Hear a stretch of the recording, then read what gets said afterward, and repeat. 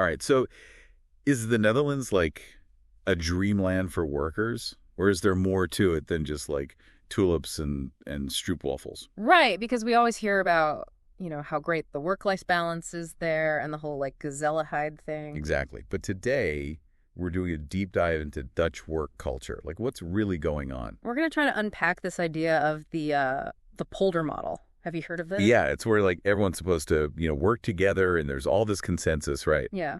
Supposedly hierarchies kind of fade away and everyone's voice matters. But is that really how it works?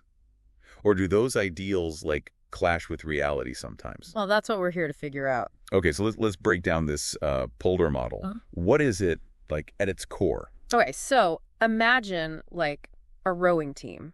Everyone's perfectly in sync, everyone's pulling their weight, everyone's contributing to the shared goal. Okay, I can picture that. That's the essence of the Polder model. It's all about collaboration. It's all about compromise.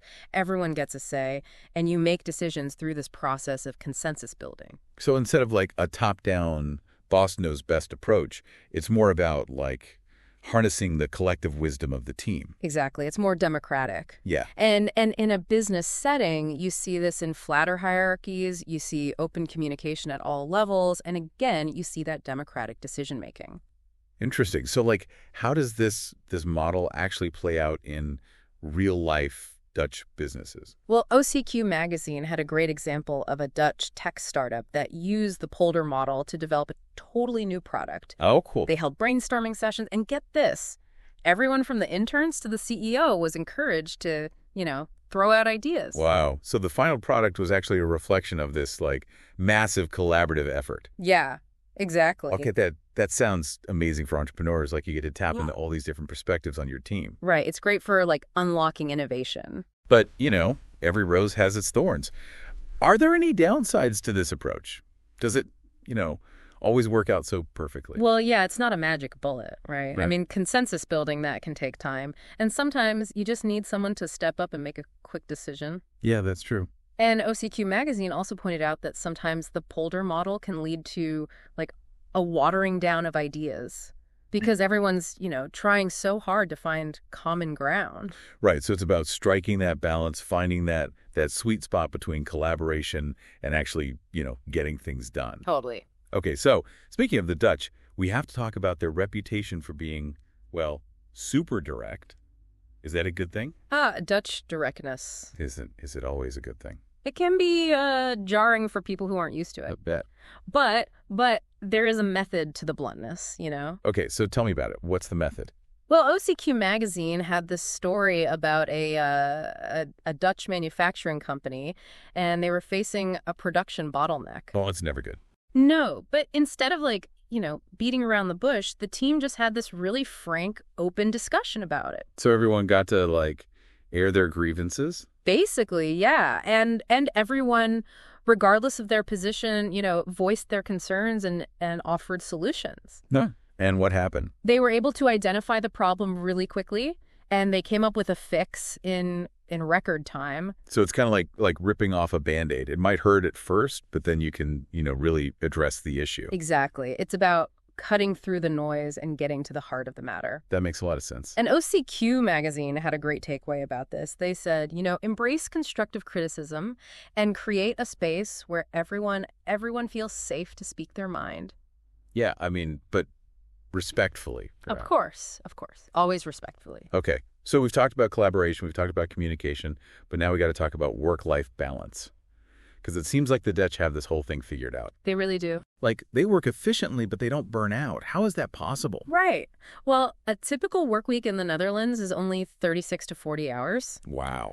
And there's a really strong cultural emphasis on sticking to those hours. You work hard when you're at work, and then you disconnect and you enjoy your personal life. You know what? I actually read this thing in OCQ magazine. I thought it was so interesting. They said that some Dutch companies actually discourage their employees from checking emails after work hours. Yeah, it's all about respecting those boundaries between work and personal time. Which honestly, I think a lot of us could, benefit from. Absolutely. And it actually leads to a really interesting question. Could shorter, more focused workdays actually lead to higher productivity and happier employees? That's a really good point. I feel like the more tired you are, the less you get done anyway. Right. So maybe that's the secret. Yeah. Okay. Let's switch gears for a second and talk about another key aspect of Dutch efficiency. Mm. Punctuality. Time is precious, and the Dutch, they don't mess around with it. Nope, they don't. Meetings start on time. Everyone sticks to the agenda. Why is that so important to them? It's about respect, respect for everyone's schedules, respect for everyone's time. It's not about being rigid or uptight. It's just about maximizing productivity. I can see that. Like, you're not wasting anyone's time. Everyone knows what to expect. Exactly. And for entrepreneurs, who are always juggling a million things, this kind of time efficiency can be huge. Oh, absolutely. You know what OCQ magazine suggested? They said that we should all take a look at our meeting practices. Interesting. Like, are they really as efficient as they could be? Could we be more mindful of, how we're using our time? That's such a good point. It's a really valuable exercise for anyone, really, who's trying to be more productive and just, make the most of their workday. For sure. Okay, so let's talk about diversity and inclusion. The Netherlands is known for being really progressive in this area, right? Yeah, definitely. They put a big emphasis on gender equality, multicultural inclusion, and making sure that workplaces are accessible for people with disabilities. And it's not just about, checking boxes for them, right? No, not at all. Like, they see diversity as a real driver of innovation. Exactly. How so? Well, OCQ magazine talked to this Dutch design firm, and their team represents something like over 15 nationalities. Oh. I know. And they found that this diverse range of perspectives that they have, it actually leads to more creative and more culturally sensitive designs, which gives them a competitive edge, of course. That makes a lot of sense. So it's not just about doing the right thing. It's about fostering an environment where all these different perspectives can kind of collide and spark new ideas. Yes, exactly. It's pretty amazing. It really is. And it brings up a really important question for all of us.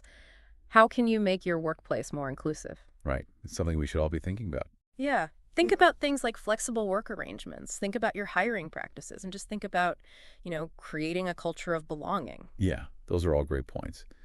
Okay, so let's recap what we've learned today in our deep dive into Dutch work culture. Right. We talked about collaboration through the Polder Model.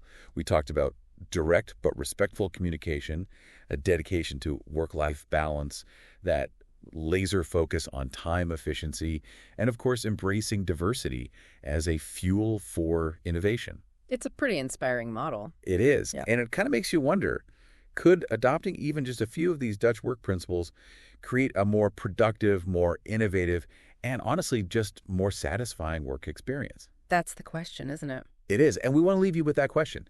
Think about which of these principles really resonated with you today and how you might be able to apply them in your own work life. Yeah, give it a shot. You might be surprised at what happens. Absolutely. All right, that's it for our deep dive today. Thanks for listening. Tot scenes.